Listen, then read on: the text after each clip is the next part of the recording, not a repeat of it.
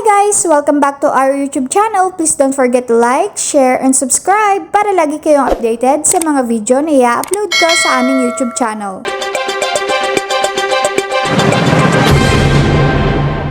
At maganda yan ang balita para sa ating mga lolo't lola, ano po? At saka paano po makakapag-avail ng cash gift ang mga senior citizens, lalo na po yung mga nasa abroad? Ayan, ito po ay isa sa mga magandang balita po natin, ma'am.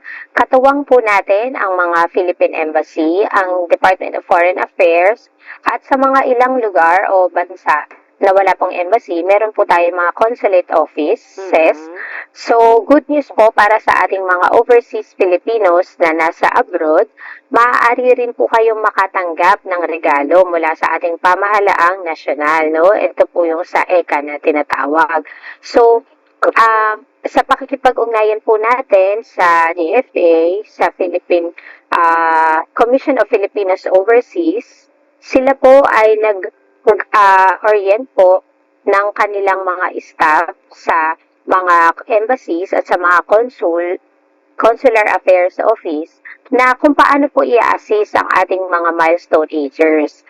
Sa kadalasan, ma'am, dahil po hindi naman po malapit yung lokasyon ng lahat ng mga Pilipino sa embassy, sila po ay nagpa-facilitate ng online assistance. So, unang-una po dyan, ihahanda lamang po ng ating mga kamag-anak o usually po mga family po ito and relatives.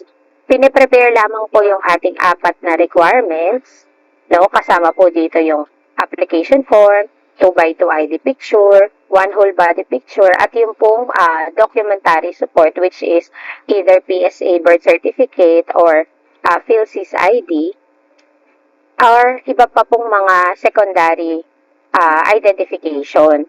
At pwede po nila itong i-email sa ating pong mga embassies at sa mga consulates para po i-reviewin initially ng ating mga colleagues doon.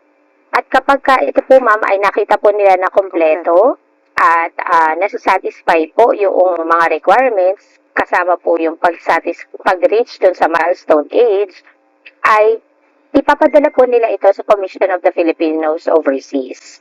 At ang Commission of the Filipinos Overseas, sila po ang nagtatransmit dito po sa NCSC National or Central Office upang kami po ang mag-process at mag-review ng kanila po mga documents. Ayun, so 4 lang ang kailangan, para makapag-avail nitong ECA na tinatawag, Thanks for watching! Please don't forget to like, share, and subscribe!